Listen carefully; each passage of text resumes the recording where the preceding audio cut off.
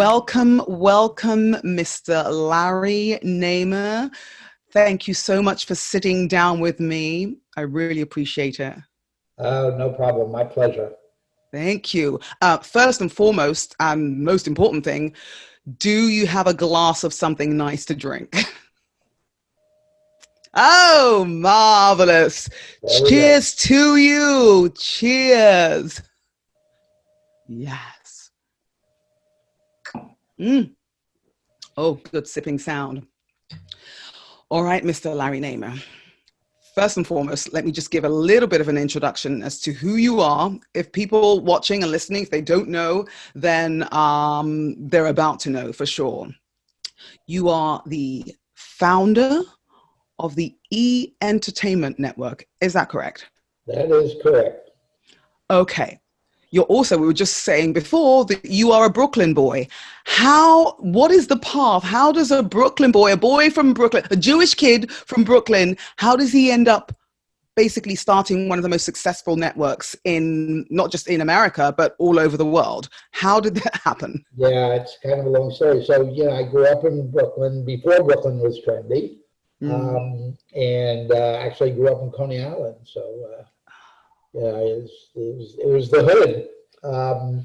But I was, the parents were, middle class, well, kind of lower middle immigrant thing. My mother worked for the Department of Social Services. My father drove a Pepsi Cola truck, and they just decided I was going to be the first kid in the family ever to go to college, and they literally beat me until I acquiesced and said, "Okay, I'll do that." And then I ended up looking, getting a job for what I thought was going to be kind of a temp job because I couldn't figure out what I would do with an economics degree. And I ended up working for the cable company in Manhattan. They gave me a job as an assistant underground splicer, which meant every day you went below the streets of New York and you put the wires together. And, then I just kind of became fascinated with what that wire was capable of doing. First bringing in good reception, then more channels. And then, really began to realize that as technology changed the barriers to entry in the media world, that all this new stuff was going to enable smaller and smaller or softer and softer voices to actually have a say in media. And I was very lucky in Manhattan Cable. There was a guy named Bob Mariano who was really the godfather of public access and local origination. And he just got me incredibly interested in, all the new things that could be done using, all this new technology. And then, I ended up getting recruited to go to Los Angeles to build the first 61 channel cable system. And by that time I had kind of risen from under the ground to being the head of operations in Manhattan. That was kind of between the 70 and 80. And so I went out to California to be the vice president and general manager of the first 61 channel cable system ever built. And we had, programming was one of my responsibilities for the first time. And of course, it's a lot more interesting than splicing wires. And, when you're a Brooklyn kid, you end up in California and you see everybody going to parties and premieres and meeting celebrities and stuff. I said, boy, I really want to do that. And when I call the studios, they just basically said, look, you work for the utility. It's like the telephone company, don't bother us. And but then I kind of figured out that, they would fight for 10 seconds on Entertainment Tonight. And, I finally called them up and said, hey, I got a lot of extra channels. I'll put stuff on all about your new movies and your directors and all that stuff, but I want to go to those parties. And they said, yeah, all right, if you do that, we'll send you invites and stuff. And that's kind of how it started. Started to see that people loved, all this behind the scenes and the making of, and the chance to see a movie trailer before you actually got to the movie theater was, amazing. And then the company I worked for actually was a Canadian company, and they sold out and moved back to Toronto.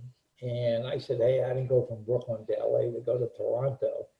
And a friend of mine, Alan Marufka, and I just started playing with the ideas and said, I do this thing at, Valley Cable with movie trailers and footage that the studios give me for free. I think if we find some great hosts, we'll, we have the basis for a TV channel. And, that's how we came up with the idea. And it was, 3.5 years, nobody would give us a dime. People would say, oh, this is a good idea, but you're not Rupert Murdoch, you're not Ted Turner, you're not Time Warner. And, people don't wake up in the morning and decide they're going to start a TV network. And Alan and I just believed in it so much. We stuck with it for 3.5 years, raised a little bit of money. And, that saying that necessity is the mother of invention is really true. At that time, kind of the going number for starting a TV network was somewhere between 60 and 100 million US dollars. And no matter what we did, there was nobody going to give us that amount of money. But then we finally found someone and said, hey, I'll give you 2.5 million. And we said, what do we do with that? And he said, well, that's all I'm allowed to sign for. And we said, you know what, give it to us. And, I took it and I called a friend in Austin, Texas, teaching at University of Texas, radio, television, film, and said, hey, I'm going to do this thing. Do you have any kids who want intern jobs and want to hang out in LA for the summer? And he sent me 31 kids. So we actually started the company with 11 employees and 31 interns. And then as soon as it went on the air, everybody said, hey, why didn't you tell us you wanted to do that? We would have given you money 3 years ago. What do you mean? So hold on, but how did you pitch it to them? Well, it was actually easy. It was we said, okay, MTV of the movies. Instead of, going, and Madonna has a new video, we could go and Schwarzenegger has a new film. You're getting these incredible, expensive visual assets for little or no money. And it was really a matter of finding great hosts to introduce a lot of the materials because the studios were giving you incredible, high quality stuff. So MTV of the movies, Entertainment Tonight, 24 hours a day, that kind of thing. And like I said, the studios would fight for 10 seconds on ET, and here we came along and said, hey, but, you shouldn't be promoting the movie like 2 days before it opens. You should be promoting it 6 months before it opens and show people and the music and the actors, and the directors, and a few studios. Started with Universal, was the first one to really get it and jump in, and then eventually they all kind of came in and they were giving us this. They said, hey, we'll send the crew on every film that we make if you promise to show it. I said, hey, with 24 hours a day, 7 days a week, I got plenty of time, sure.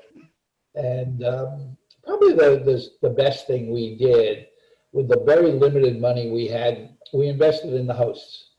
And everybody says, oh, you were so lucky you had all those great hosts. You had Greg Kinnear, and Julie Moran was the first woman to do Wide World of Sports, and then E.T., and Katie Wagner did Lifestyles, and Mark DiCarlo did Studs. And people don't realize we put 7,100 people on tape to pick the first 5. Because we realized that was the difference between, us and anybody else, is that we didn't control making the movies or anything like that. But if you felt comfortable with these hosts, like them or, whether you like them or hate them, as long as you felt something, and you say, hey, I'm going to turn on that channel, and see Greg Kinnear, that would be great. And it turned out to be very true. People either loved or hated our hosts, Greg Kinnear being probably the most loved out of the whole thing. Every woman in America was madly in love with Greg at that time. And, and it was funny. And, we created, after we had a little bit of money, we created Talk Soup specifically for Greg. And that just was a mind-boggling success. Everybody loved it. And Yeah, and then we followed it up with the Hollywood True Story and Wild on E and Howard Stern and all of that. And but those were things that really rose out of necessity because they were not expensive productions, but they were very clever productions. You see, as a Brit, as you can hear from my accent, growing up in England, and then when I became aware of the E Network, I think it was after Greg Kinnear did the Soup. So, but I've seen reruns and whatever else. It's hilarious and so simple. It's such a simple formula. You think, well, why haven't other people done it? The fact that you have the hosts, the fact that you made the decision to have the hosts be the interesting fact, the thing that's going to bring, audiences back week after week, that's genius. Because everyone did tune in to see, what he was doing, or, even the subsequent hosts that have done the Soup. You tune in to see them and to hear their writing and see how funny they are. It's fantastic, really fantastic. It was kind of funny with that show, because the show ran 25 years. And I heard that they're actually thinking of bringing it back because people still love it.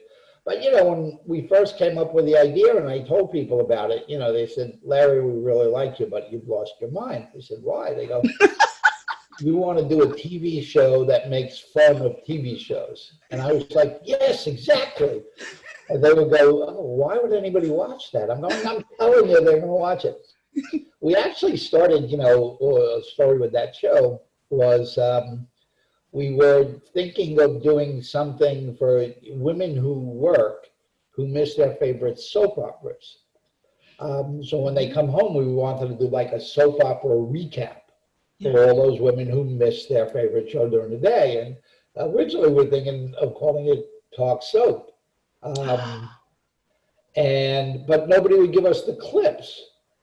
So we couldn't clear the clips. So we just decided to call up all those, those crazy talk show hosts and said, hey, give us the clips and we'll promote your show. And they said, yeah, how many do you want? And, and that's really what got it going and stuff. And, Greg was the perfect host at the perfect time and stuff like that. But you look at how many people have come from that show. There's about 8 or 9 of the Talk Soup hosts that have gone on to much greater notoriety. I mean, exactly. And imagine, like, if it was a soap thing. I mean, personally, just a little plug here, I am a soap actress alumni. As the World Turns, my character was Kit Fowler, who got killed after about 9 months and had the worst death scene in the universe, but it was the best time being on it. But imagine, like, the clout that you get from being talked about on something like Talk Soup or whatever. It just elevates your whole kind of cool factor. It's what a fantastic idea. I love that. Eventually all the soap operas came around and every TV show realized that even though we were poking fun at them, it was helping their ratings, driving their ratings up tremendously and stuff. And then, the next one, Alan and I, we found this radio guy in New York named Howard Stern. And, and we came up with the idea for that. And, again, people said, Larry, okay, we thought you were crazy with Talk Soup, but this is really crazy. So you want to do a TV show about a radio show? They go, radio's been over for 40 years. And I was going, you just don't get it. I mean, this is like, this is a sitcom. This is, an ensemble cast. This is KRP in Cincinnati, but in real life. Yes. And, and it was. And, we had a 7-year run with that. And, with that show, we were able to really expose all the other stuff. So people were coming to see Stern because they were Stern fans. And then we would promote a lot of the other shows from there. So that's how it kind of grew out and people began to see all the other stuff that the network was doing. Okay, so I have to ask you about your ideas. And I know that a lot of people that speak to you, they talk about, all the different, you are a CEO, a president, you are a, master technician, and you have incredible ideas. Does anyone talk to you about how you even come up with these ideas? Like, you have to be someone that enjoys a lot of humor, that, are you a funny guy? Yeah, it's, And, number one, Alan and I never took it terribly seriously, for one. I mean, our opinion was Hollywood is funny shit. Don't try and make it to be rocket science or anything else. And we just had a lot of fun. Yeah. And, because we had a little studio, and in our first building, we took the freight railroad station in Hollywood, and we turned the loading dock into a studio. And I mean, again, we didn't have a lot of money till kind of after. But we always took it very lightly. We were willing to take chances, and a lot of chances because we had no money. So, when people back then, like the Wayans brothers, would talk to us and they said, oh, we could come in and host. They go, what are you doing now? Let's go in the studio, turn on the lights. And we would just do all this impromptu stuff. The Wayans brothers, Paula Abdul, before she started, doing Crazy Cat and stuff, Paula would come on. And we just had all these amazing people. And it was so impromptu and it was so pirate looking. I mean, we didn't even have professional video equipment. We used commercial stuff that a corporation would use for making their training videos. And people realized that, this was different. The first Academy, we became very famous for red carpet, and Academy Awards.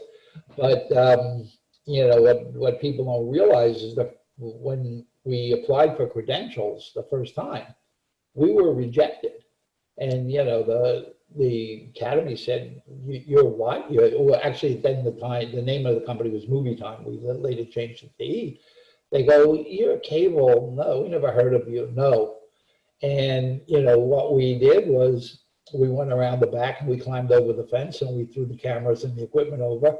And we hung out on the red carpet until security found us. Wait a minute, pause. Hold on. You at that time being called Movie Time before you changed it to E Network, you weren't allowed to be on the red carpet. So you all went round the back, climbed over a fence with all your equipment and just stood there basically pretending you were one of the invited camera people, one of the invited press. Yeah. And then they found you? Till they found us. But, by that time we had all this great footage and stuff like that. When we showed it, it really showed that we were getting into places and doing things that were not, Entertainment Tonight. They weren't the norm. And people loved it. And, that kind of, and then when we showed, the Academy the numbers the following year, we said, hey, we had more people than ABC. And they were like going, okay, we'll give you a spot, but in the back. So we said, okay, great, we'll take in the back. And, of course, we figured out how to sneak in the front. But then the numbers became so astounding, and then we brought Joan Rivers and Melissa and, that was going to be, that was going to be my next question. So what was that like? Because I was explaining to my daughter the other day, talking about, I don't know how we were talking about the red carpet. I say, yes. And, people would say, who are you wearing? She was like, who are you wearing? She's 10. I said, yeah, back in the day. I said, Joan Rivers, I think, who, everyone. Joan and Melissa. Who are you wearing? Like how they turned around the way that people were on the red carpet, made it so light and so silly and so fun. Which is, it really goes back to, kind of my sensibility, which is, this is not, we're not saving anybody's life here. This is meant to be fun. So just make it fun. And, we took chances. Again, our production costs were so low, again, we're all interns and not real equipment, that we could just do anything, I mean, like I said, somebody would come in and we'd be sitting and talking in the office and they say, oh, I can do that. And I go, well, let's go and do it. And they go, now? I go, yeah, let's just, because all we got to do is turn the lights on. And, so we did a lot of really interesting, crazy stuff, which, has then become the norm. I mean, he is clearly the standard bearer for, that kind of programming and stuff. And it's global. It's in 140 countries now. And people talk about influencers these days. That's the big word. there's no bigger influencer of pop culture than that channel. I mean, Yes, you just I look at, totally agree. Yeah, you guys were the pioneers, basically, and the yeah, standard that everyone is trying to live up to, and everyone's trying to sort of make their hosts be like the hosts. You know, very, very, very sort of presentable, but cool, young, funky, yeah, hip, you know, approachable, all of that kind of stuff. I love that you guys were the pioneers and did it way before anyone else was doing it. yeah. So you've got, go ahead. No, no, I mean, and it's funny because, most of the time, when people kind of have this impression of who I am or what I'm supposed to be, and, it's, media mogul kind of thing. And then they meet me and then they go, "You're not really the guy who did that, are you?"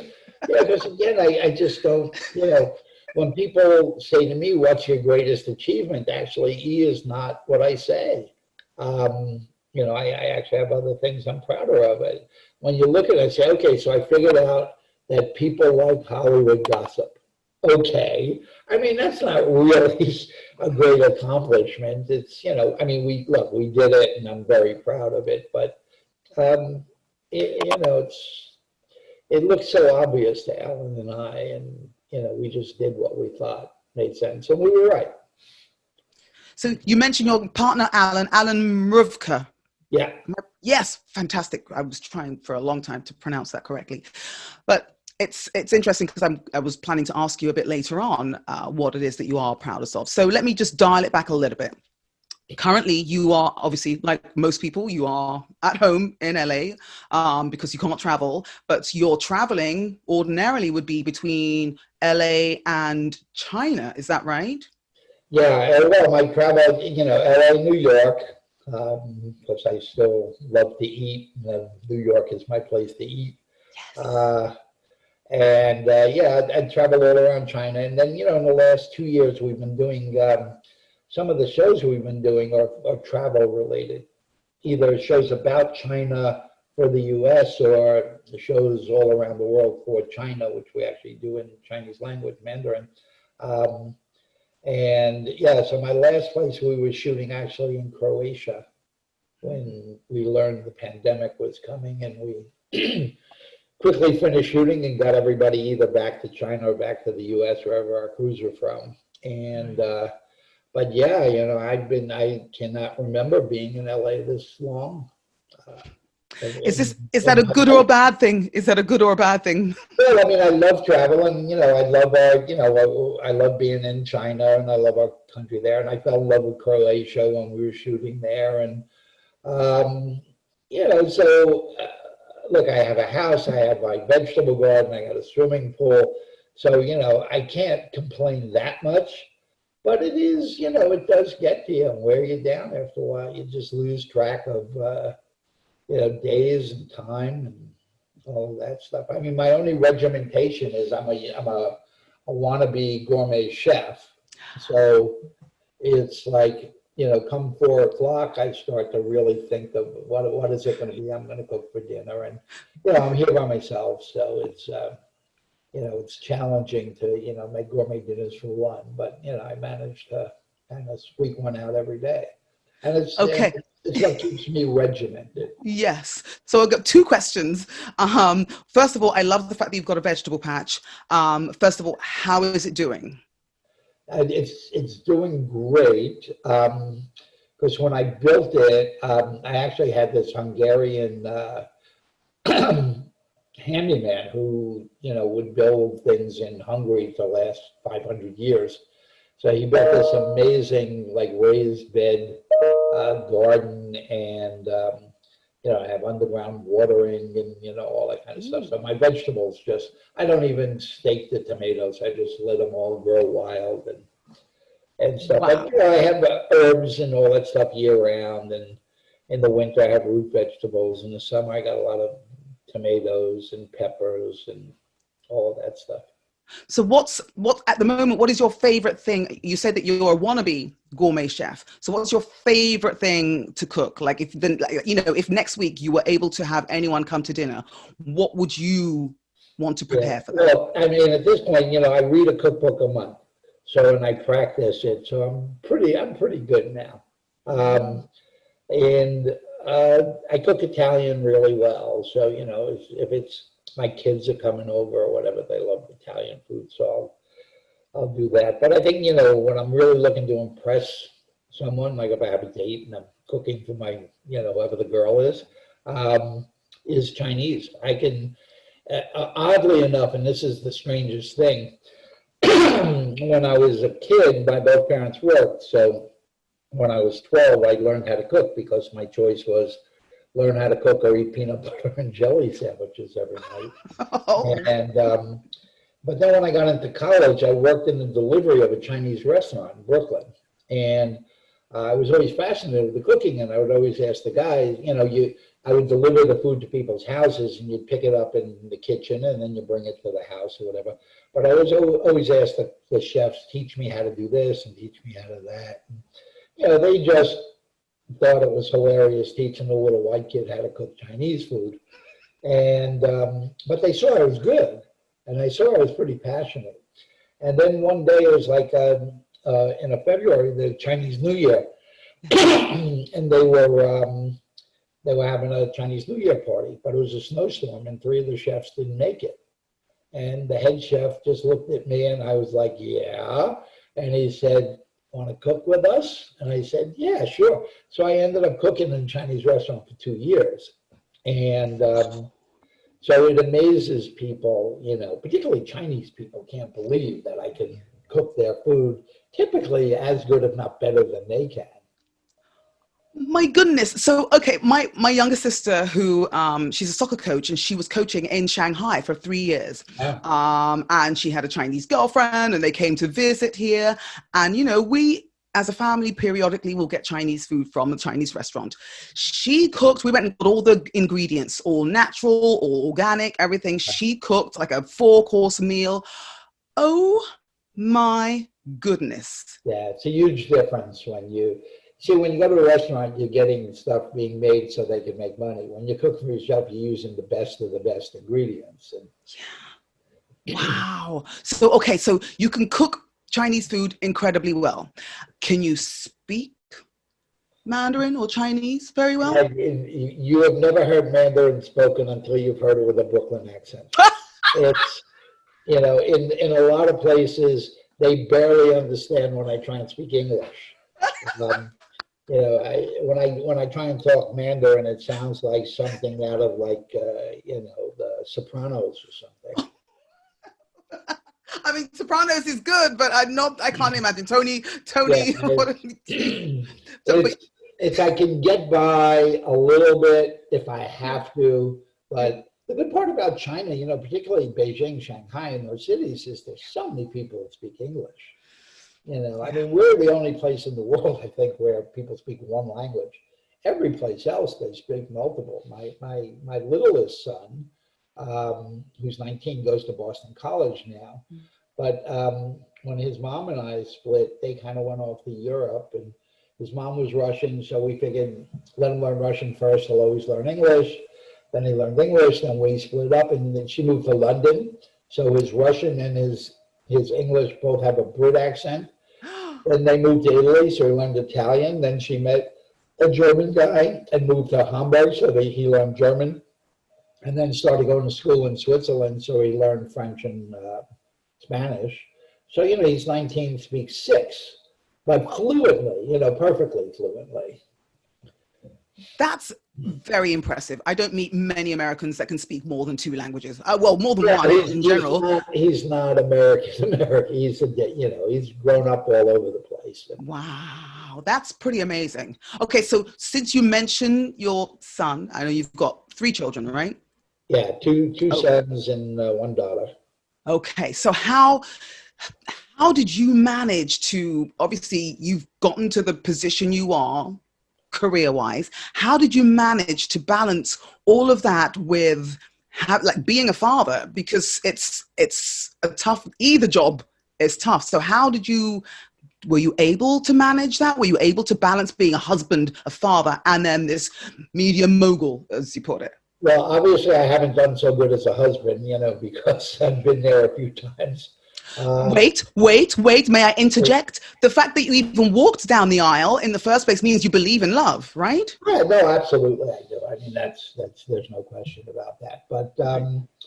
you know, with the kids, you know, look, when we were doing it was intense. I mean, it was 24 hours a day and stuff. And you know, people don't realize when Alan and I got the first commitment of money, um, I was literally down to $60 in the bank, and my wife, you know, my older kids, you know, mother of my older kids, you know, who was incredibly supportive, and you know, she said, Larry, listen, I know this is your dream, but you know, I'm pregnant, and you know, we don't have money in the bank, and it's not just us that's going to starve. We got to feed the kid. And you know, then kind of fate took over, and we raised the money, and you know, then we didn't do it. But I'm a little bit of a hermit. My Alan is very Hollywood. Alan loves to do the Hollywood stuff and go to the right restaurants and the parties and stuff. And for me, that doesn't really do it. I'd rather be home. I'd rather cook a dinner party, do for a dinner party for, you know, half a dozen friends and or family and stuff. So the family is very close. Even now, you know, my two older kids are out in California. We probably have dinners twice a week together and stuff. And you know, the little guy's in college, so that's a different story. And he's on the East Coast. But the kids are always brought up, you know, to be pretty regular kids and stuff. I mean, Alexander, you know, the youngest one, his mom remarried German guy who owned the equivalent. You might even know it from Europe. He owned the equivalent of He owned Hypermart, which were these big supermarkets. Yeah, big supermarket thing there. And he actually sold his company to Walmart for 2.2 billion euro. So Alexander's grown up, you know, in that environment and stuff. And it's funny, you know, because when he's with his mom, he's, you know, on a yacht in Monaco. When he's with me, I make him do his own dishes. Yes. The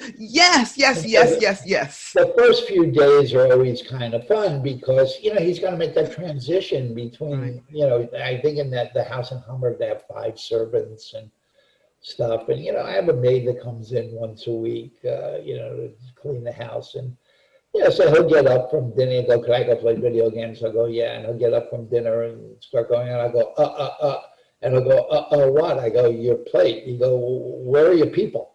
You know, and it's just not that he's a spoiled kid. It's just that it's different. And that's what he's used to. That's what he's used to when he's there. Yeah.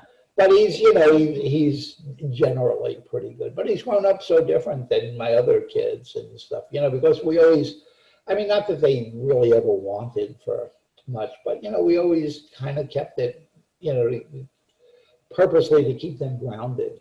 Yeah.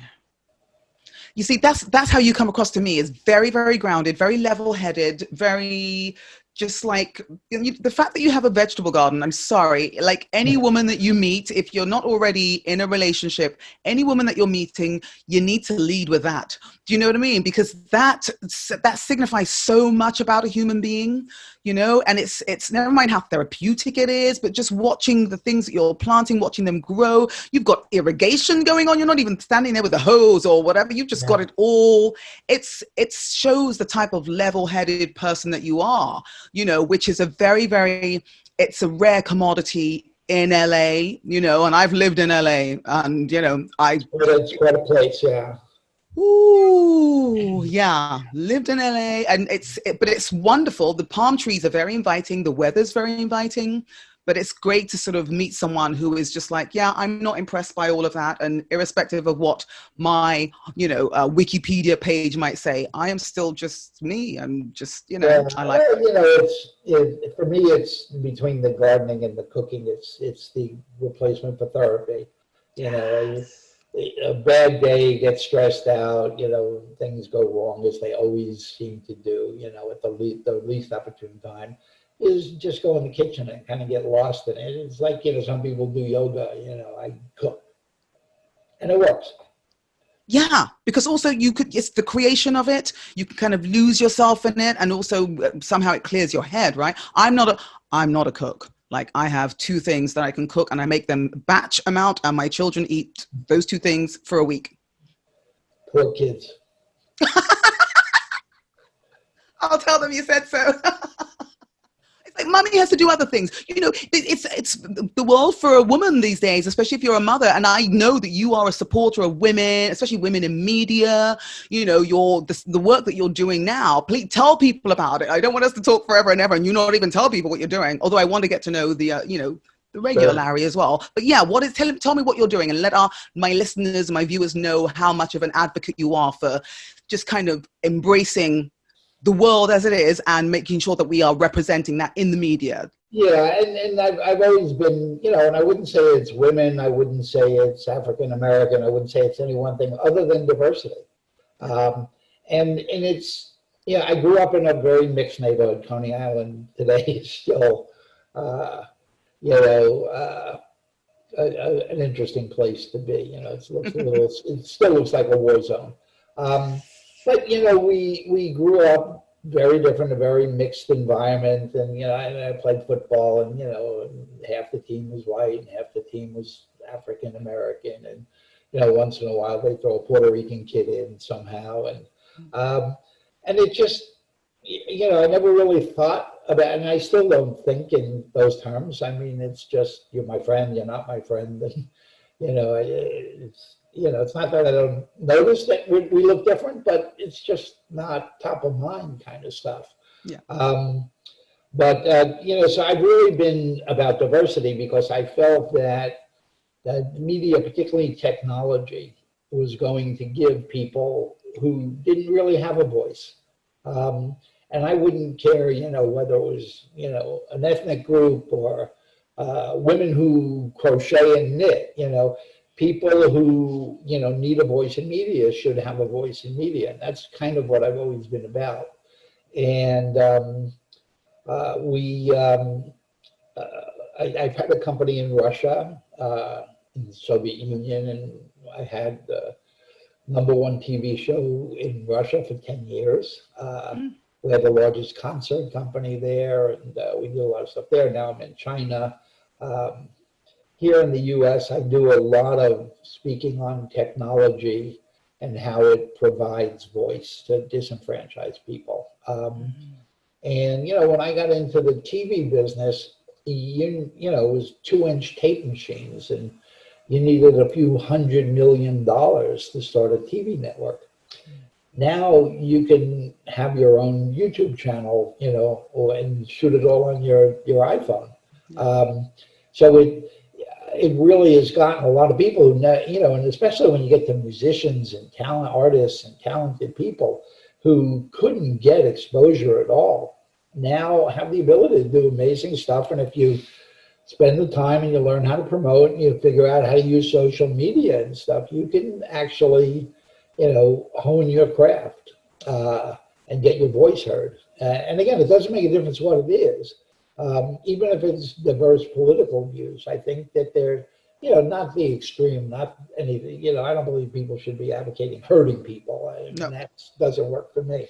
But there should be a place where that voice can be heard if people want to hear the voice. And, so that's kind of what I've been doing. I've been doing a lot of stuff these days in China. And I've actually have TV shows that I do in Chinese. Which again is really amazing to me. It's I actually have, when we were talking a little bit before about proudest moment, my proudest moment really has to do with the TV show that I created in China, a sitcom, which is it's really about what happens when you have incredible economic growth in a short period of time and people's social skills don't grow as quickly as their bank account.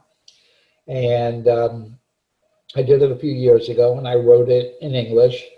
And my partner, a woman, Jean Zhang, who's our partner in China, she took it to the TV folks who said, "We love this story, we want to meet the writer." And, we go to dinner, and, the guy is looking at her speaking in Mandarin, and I know enough Mandarin to understand him saying, no, I want to meet the writer. This is a white guy. And I'm like, really? You think so?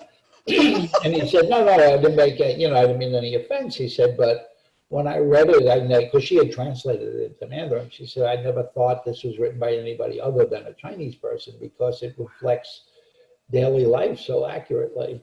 And he said, well, unfortunately, you're American and we're Communist Party television. I can't put this show on the air. And I said, okay, great. And, he came back 2 weeks later and said, well, check you out and we think you're okay. And we want to do the show because it really does represent the values we're trying to portray, which is not everything rich is good or poor is good or urban is good or rural is good. There's balance.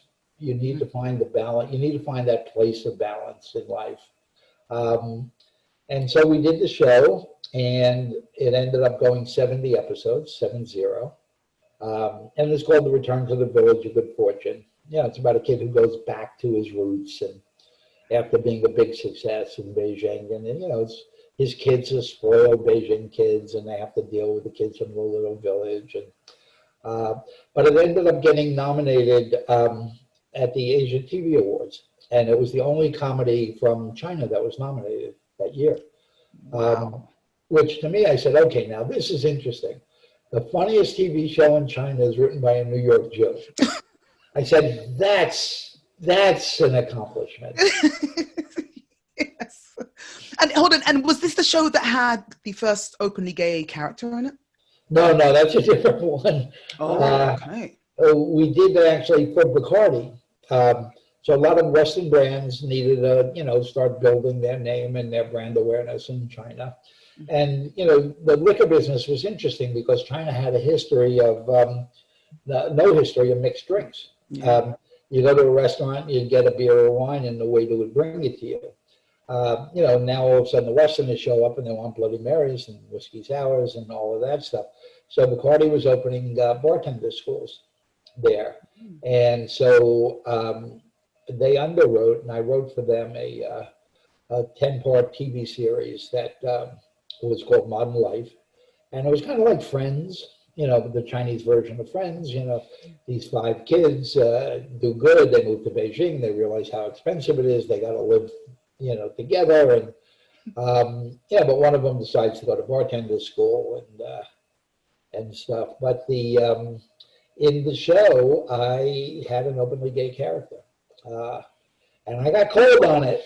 By whom? By whom? By, the government folks, who I know, look, you don't go into China and just start producing television without, getting to meet the right people there who could say yes. And, they said, Larry, we were watching your new show. Do you know you have a gay person in there?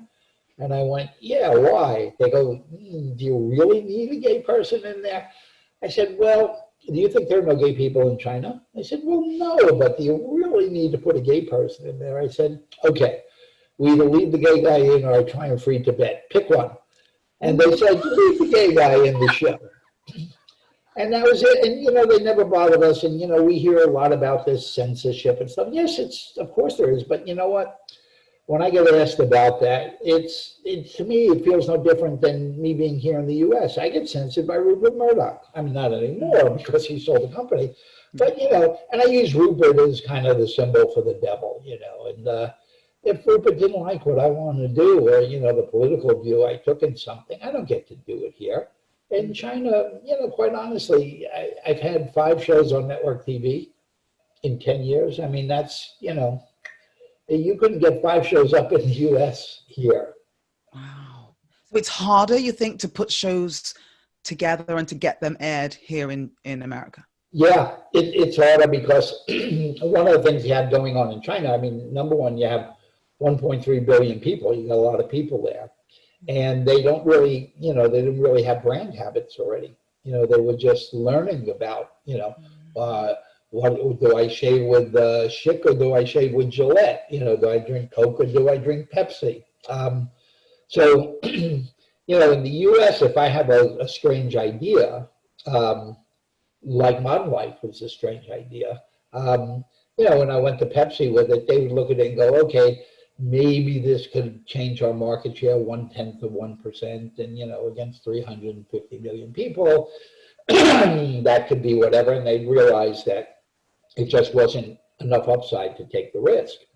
Well, in China, if you have a hit, with a brand behind you, now you can change market share by not 0.1%, but by 4 or 5%. And when you're changing that against 1.3 billion people, that's an enormous upside. So the brands were much, much more willing to take chances there. When I asked Bacardi for $1 million to make this TV show, they looked at it and said, well, could you guarantee us an audience? And I said, okay, I think I can guarantee 18 million people. And they said, okay, it's worth it. We'll do it. And they did. And, that show ended up delivering 52 million. It was a good show. So it delivered 52 million. Bacardi was thrilled. And, we've subsequently done similar kind of stuff for Levi's and Ford and Lavazza Coffee and, folks like that. Who are much, much more likely to put money into content there because the upside is just so big. I mean, you look at P&G, and Gillette and the shade, they bought Braun, I believe, because, they know the Chinese guys are going to shave and they're trying to figure out, do I dry shave? Or I didn't know there was a difference, but, dry shaving versus wet shaving. I haven't got a clue. All I do is shave my legs, and that's always in the shower, so I don't bloody know. And they spend close to $1 billion in advertising in China, again, because the potential is just so big. Wow. So with the ideas for any content that you produce, be it for TV shows or whatever, do you work with people that are already successful in that field? Would you ever consider working with someone who's brand new, like just? I only work with people who are brand new. Oh, really? Yeah. Because my ideas are fairly fresh and stuff like that. And I'm not one of the people who go, oh, I love 80s music and that's all I listen to. I mean, I listen to rap and street stuff and that kind of thing. I'm always looking what's next, not what was. And nice. Again, no reason. People think my mother must have dropped me on my head. But, and maybe she did. We think she did. But no, I love working with, particularly young people. If I'm going to, create a TV show that's geared to 25-year-olds, I need people who understand that can help me. I know how to make television. They know how to speak to that audience. So that's what I love working with, because I get to learn there. And, when we did the sitcom in China, they were astounded how we could do, what we did. And they didn't realize I signed up on social media and I had 80,000, I still have 80,000 followers, and I would be talking to them, going, okay, tell me about your feelings on dating and shark fins and clothing and stuff like that. So, it was a great opportunity for me to actually talk to the audience, which I don't really get here. Wow. So you haven't done like a Facebook Live or an Instagram Live just saying, hi, Larry here. Yeah, no, I do that. Facebook does limit you to, on my personal Facebook page, you're limited to 5,000. So that's it. You're locked in. And, you always feel bad about throwing people off to make room for new people, because they think that you don't like them. And I feel bad and stuff like that. But the Instagram and the other stuff, the folks in the office do. Facebook, I actually do myself. Yeah, and so I learn a lot from there, but a lot of it, and when I'm out of the country, people don't really know me. When I'm in the country, I go through that, where like now, LA, like Soho House and stuff. I won't go because I'll walk in there and, I'll get 10 people walk up to me and say, I know you're really busy, but could you just read my screenplay and tell me what you think? And I walk out of there with a stack of screenplays because I feel bad saying no. And, I spend my weekend reading stuff I really don't have interest in and stuff like that. So I don't go. You see, this is how much of a level-headed, like unpretentious type of person that you are. First of all, yes, you want to go somewhere nice to go and have a meal or see friends or whatever. You're not even Because I can imagine people taking the scripts and then as soon as they get outside, just throwing them in the garbage or something. Do you know what I mean? Or getting home and throwing them in the garbage. You actually sit and you read through Yeah, them. I feel too bad, so I sit and read them, and I will comment and stuff. I'm pretty genuine. I'm not going to be, I'm not nice. I'll say, boy, I read this. I don't know what you were thinking, uh, yeah, I'll give people my honest opinion for whatever it's worth. What's your birth month? What do you think? I don't know. I mean, Oh, yeah. I would say Libra. No, I'm a classic Scorpio. Oh. I'm one of those. Yeah, November 11. All right, Scorpio. Well, you know what? I had two best friends that were Scorpio when I was at college. Yeah, very no BS. Do you know what I mean? Just very level-headed, and loved a lot of sex. So I was like, okay. You got me. Yeah, yes. Anyway. Yeah, back to the diversity thing. I mean, some of the stuff we're doing. So yeah, we did that. But I found, a lot of people are trying to figure out, now that China's emerged as a major consumer of media and entertainment, I've seen some really silly attempts at, trying to integrate Chinese elements into shows like Iron Man. Does anybody really believe that Iron Man drinks Chinese milk? No. But I found this really interesting story that there was once, and only once, a woman who was the ruler of China. She was the empress. And even to this day, it's still considered one of the most prosperous eras in Chinese history. Her name was Empress Wu. And when did she live? Where? When did she live? Yeah. About 1,200 years ago. So it goes back quite a way. But she really was behind setting up a legal system, an education system, a system of government, and all of that stuff. So really progressive. Particularly we're talking about when I really started digging into it. This was a woman's struggle to make in a male-dominated society. I mean, they were rooting for her to fail. But she was this incredibly smart, strong, determined person who just kind of, made it through all of that stuff there.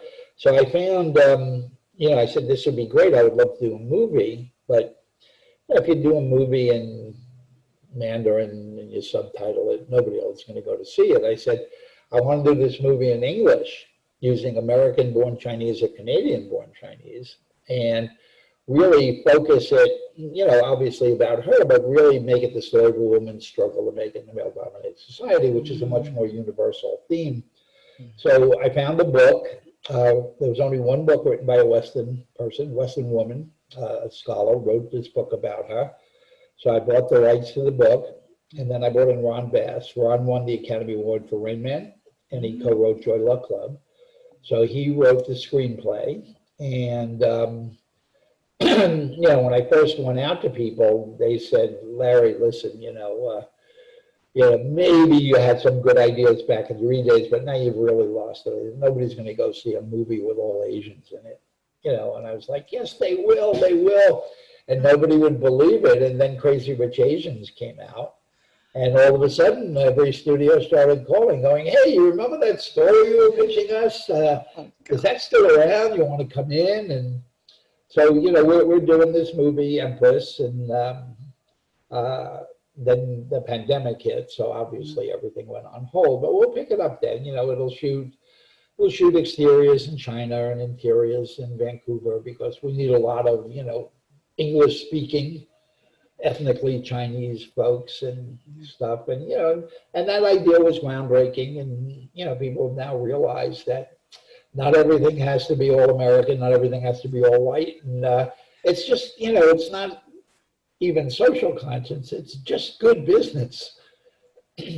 And reflecting the world as it truly is. Yeah. It used to be, and this is probably one of the things that I caught on to a lot before a lot of other people, was when I would work for, let's say, Time Inc., in my cable days, and you do a plan for any kind of media venture. You do the budgets and all of this, and then at the end you kind of weight it. and you say, okay, 95% US and 5% other. I mean, you didn't even give countries a name. They were just, the rest of the world was other. And but now, when I do anything and I look at anything, it's 30% US, and then China, Russia, Africa, South. I mean, we do treat Africa as a single, and we treat South America as a single. But Germany, UK, Russia, China, these are all significant markets, and you got to figure out how you are going to appeal to those markets. So it forces diversity. I say, okay, if I'm making a movie, how do I carry, Russia? How do I carry, South Africa? Is I need a story that people can relate to, and I need characters that people can relate to. So it does change the way you look at stuff. I love it. So are you getting a lot of pushback, you think, still from people? I mean, the fact that you're coming up with ideas and people are saying, no, yes, we thought you were crazy before, now you're really crazy. And then months later or years later, they're like, oh, hold on, maybe he was not so crazy. Are people just saying, okay, Larry Namer has an idea. He came to me, he said, whatever, I'm just going to go with it because, he's going to be right regardless. Yeah, so I'm finding a lot more of that now. I guess when you write a bunch of times, they really start to think that maybe you do know something and stuff. And, like I say, I've always been about, inclusion and diversity. And again, because I've always felt it was smart business there, and, now people have started to realize that, that is the way. And, whether they like it or not, the world is not going to change. They have to change. Exactly. And it seems like you're kind of getting your fingers in several pies. You've got a new project that's some sort of beauty project that's happening with the club kid, Richie Rich. Tell me about this. Is now this beauty industry.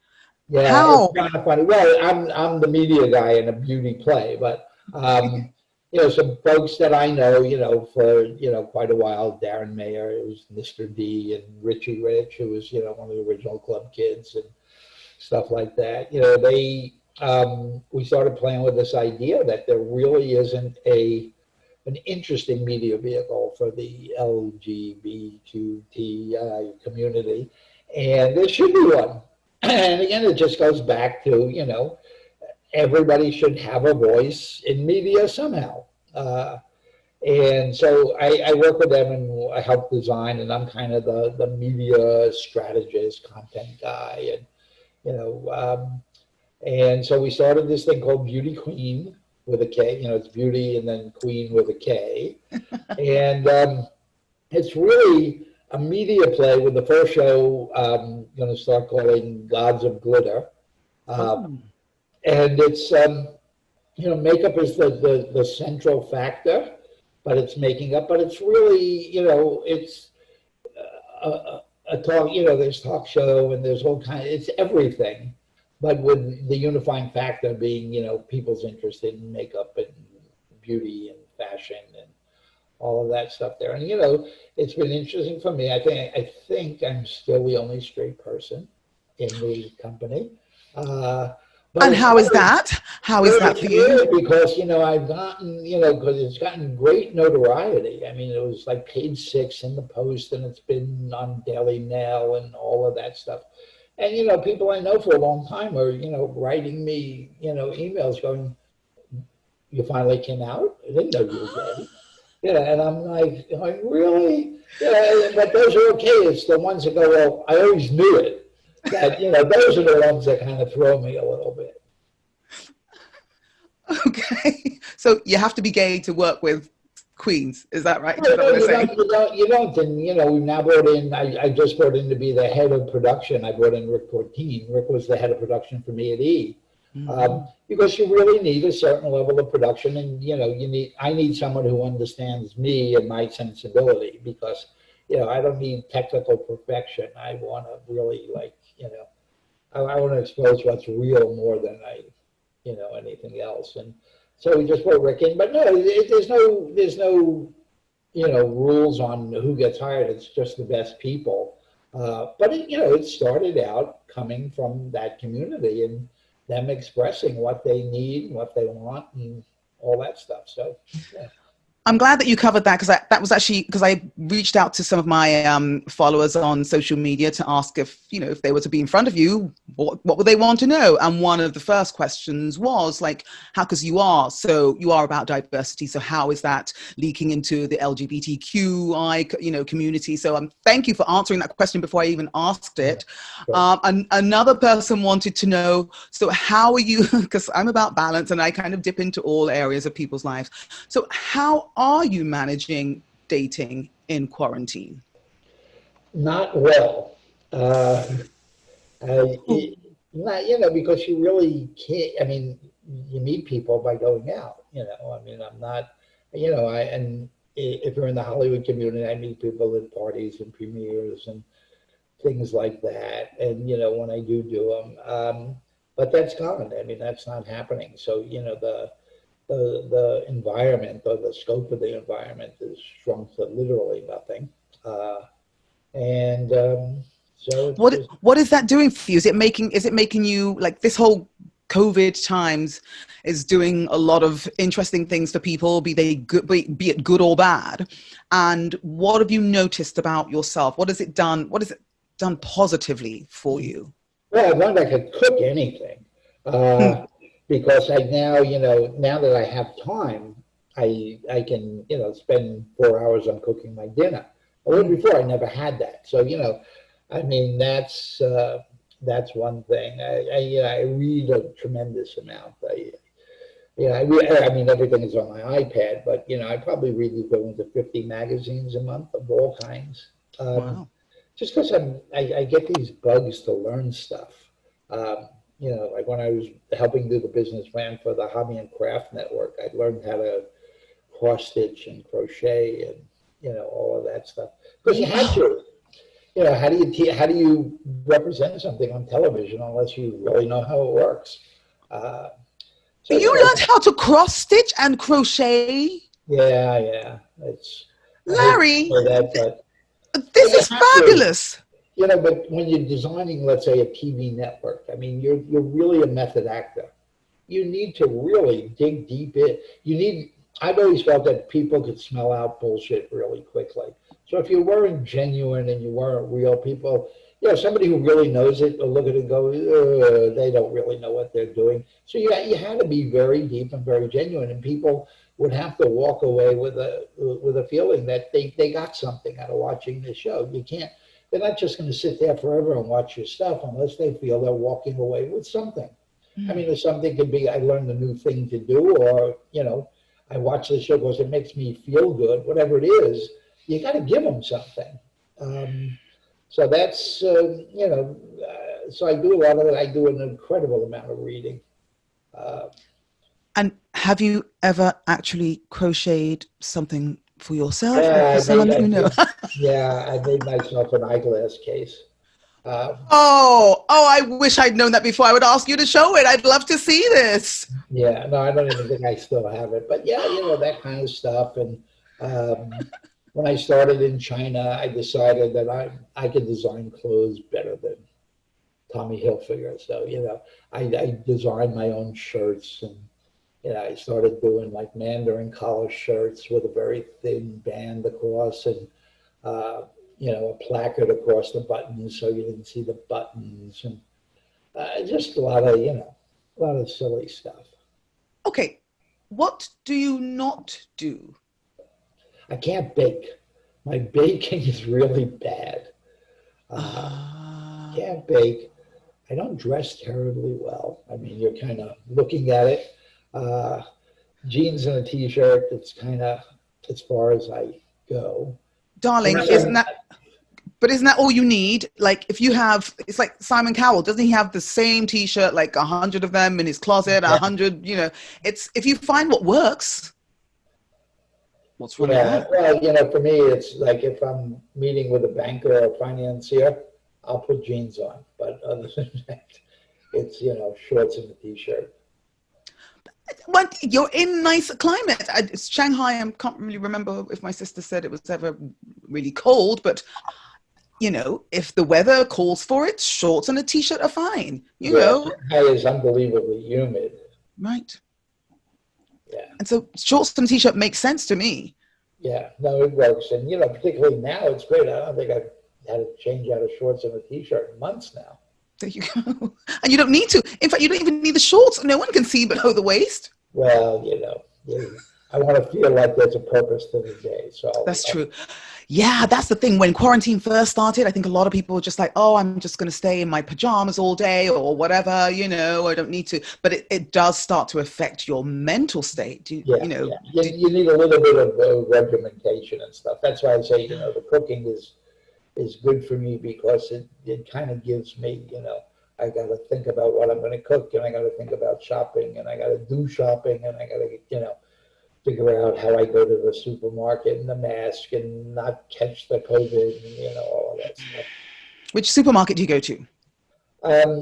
Here, there's a few. I go, Ralph's is my name. Yes. Yeah, but then if I want meat or something, I'll go to Gelson's because I think the quality is a little higher. But I love Costco. I mean, Costco is my favorite place to go, but now, there are lines to get into Costco, so I'm not going to stand on a line for an hour to get into Costco. No. So, it's Ralph's and Gelson's, and then, once in a while I'll hit, Erewhon or, one of the organic foods, and Whole Foods. Yeah, I was going to say Whole Foods or like the farmer's market, is that open or not? No, but then the other place I go to pretty regularly is I go to the Asian markets a lot.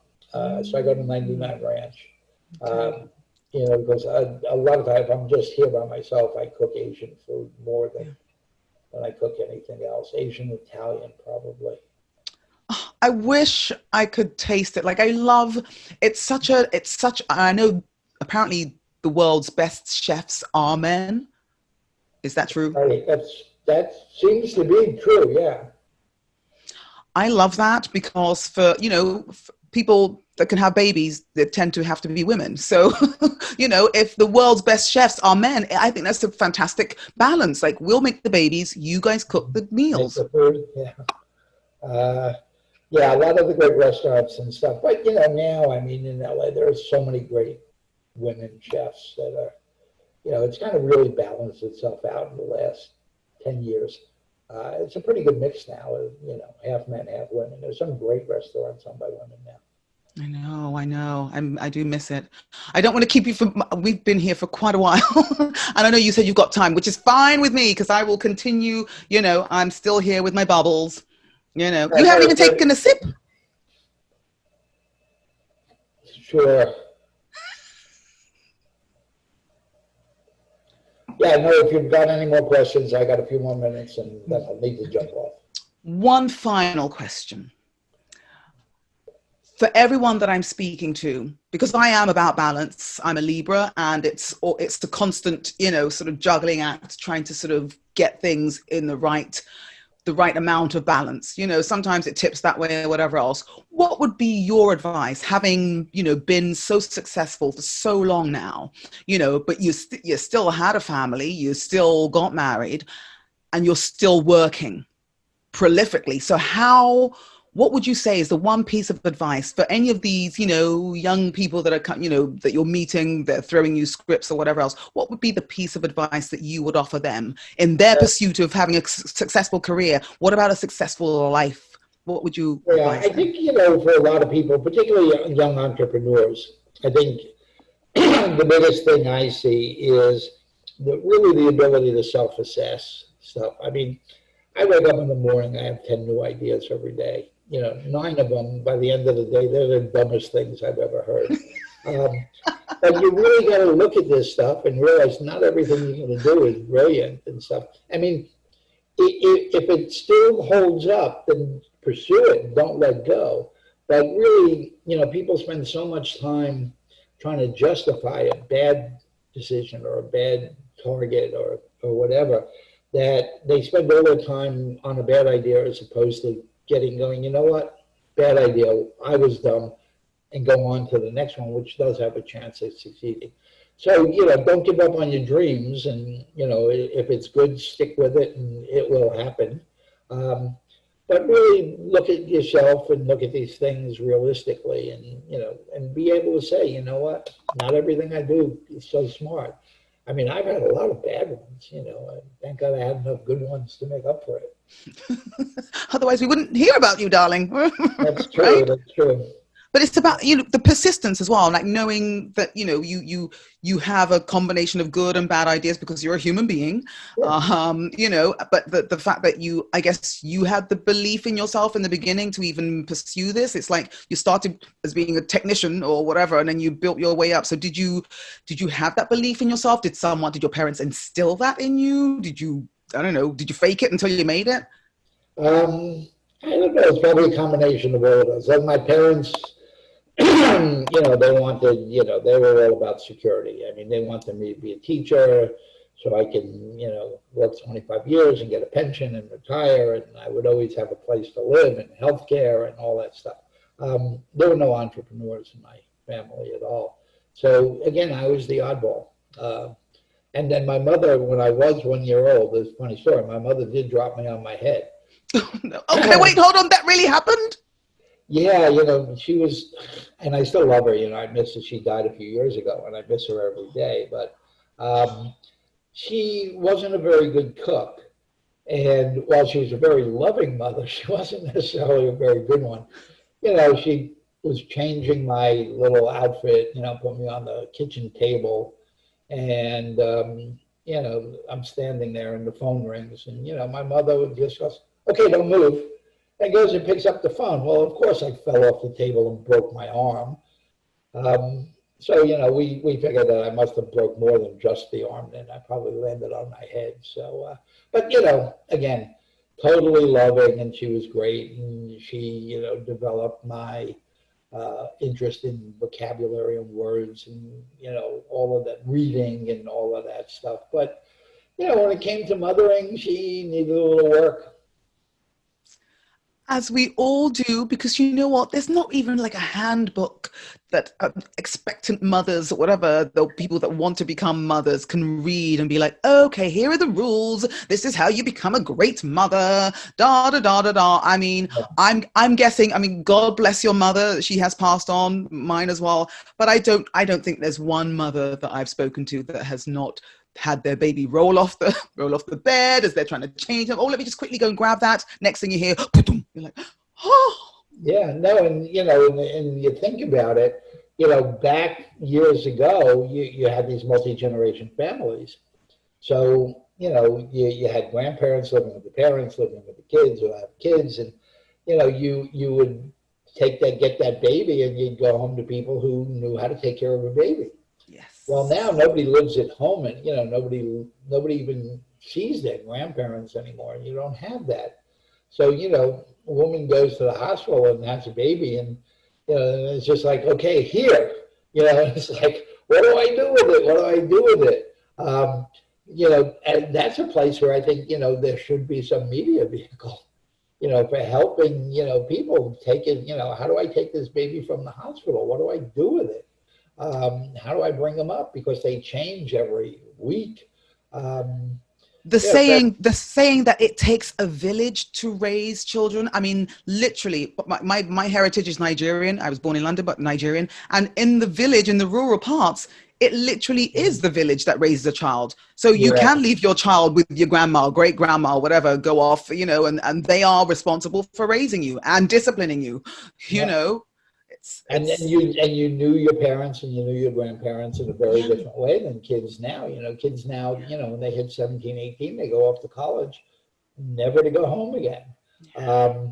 So they're, totally disconnected. And, it's one of the things that fascinates me most about China or, Asia in general is, it is multi-generational. Every kid there knows, the parents both work, the grandparents take care of the kids, and because they had the one child policy, so you had two parents and then four grandparents, so you had six people taking care of one kid. So there's your village, and you look at how Chinese kids look at elders. it's so, I mean, here, my kids would think nothing of telling me to go, F myself if we ever had an argument. In China, they wouldn't dare. Um, you had respect for your grandparents or your parents, and you just don't see that here. And it's sad because I think it's needed in a lot of cases, where kids need more support than two working parents could give them. I mean, that's why I think we have a lot of problems we have. I totally 100% agree with you. And it's us parents that are, I'd say, mostly responsible for raising crazy adults, you know what I mean? Or adults that are kind of a bit wayward, because from the very beginning, as Oprah says, which she learned from Maya Angelou, you teach people how to treat you. Yeah. So if this is your child, children need some sort of, scheduling. They need some sort of discipline. They need, to sort of know what they're supposed to do, what they're not supposed to do. And one of the things you're not supposed to do is talk back to your parents or tell them to go and, whatever, or, not listen to them. It's our responsibility. That's why it's such an enormous responsibility. Yeah, when I was a kid, I mean, it's funny, my father was a really big guy, like he drove a Pepsi Cola truck and he had huge arms and he was really strong. And he was old school, if you respected your parents, you had incredible respect for, authority, police and whatever. And, the other thing was he was just, you will never speak loudly to your sister. Women, the whole women thing was just literally beat into you then. I don't care what your sister does, you're never to raise your voice. And if I raised my voice, he would take his belt off and whack me in the butt. Yep. And that kind of stuff sticks with you, throughout life. I mean, sometimes I just, want to, I cringe, but, I just learned, just don't go there. I know that right now in this day and age, your children can call the police on you if you take your belt off to them, but there's something about being able to give just that bit of, it's a mixture of fear and respect. Like, you will respect me because I brought you into the world, and so if I say no, you go, okay, simple as that. And, when, if I talk back, my mother would wash my mouth out with soap. Literally would put a bar of soap and you'd gag and choke and stuff. But you know what? You just learn, don't talk back. You don't want to taste soap, don't talk back. And it sticks with you for life. There are certain life lessons. And, I would never do that. I've never hit my kids or wash their mouth out with soap. But, you do learn those lessons. Okay, so this is another question then, even though I said I was asking you the last question because you said that. So tell me, what has made you not discipline your children? I mean, putting soap in their mouth, yes, it is a bit extreme. I do agree with that, and I've never done it, nor do I intend to. But what has made you as a parent choose to not get physical, like give them a smack or whatever when they were younger? Obviously now at 19, they'll hit you back. Being, more modern, and, not, my parents grew up with their parents being like that, and, it's generational and stuff. You just learn there are other ways. You can get to the same place. You don't have, but, back then it was the norm. I don't think of my parents being abusive or anything. My parents were great. I had a loving home and it was wonderful and stuff, but that's just the way things were then. Yeah. And then I learned they didn't have to be that way. That, you need a lot more patience. And before you get whacked in the butt with a strap who's got your attention, you got to be much more patient in, how you get these points across and stuff like that. But you learn that it does work, and there's no need to do some of this other stuff. And it's no longer the norm. I mean, it's something you shouldn't do. It shouldn't be the norm because obviously, giving someone a tap on their hand is very different from taking off a belt and, flogging them to death. That's for sure. Yeah.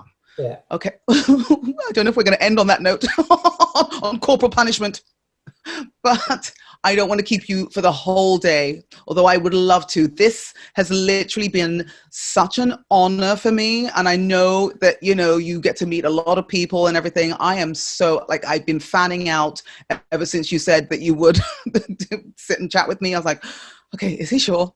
Is he sure? All right, let me just keep double checking.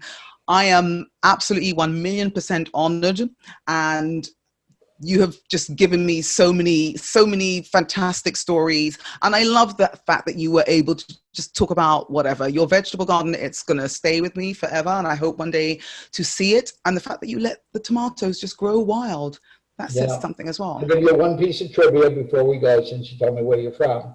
It's the single group with the highest level of education per capita in the US are Nigerians.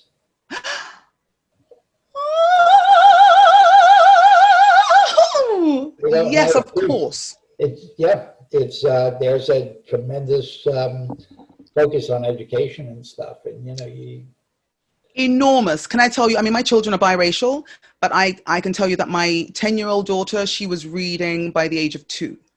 Yeah. I made a point while I was pregnant. I was staying up late and I saw an infomercial for Your Baby Can Read.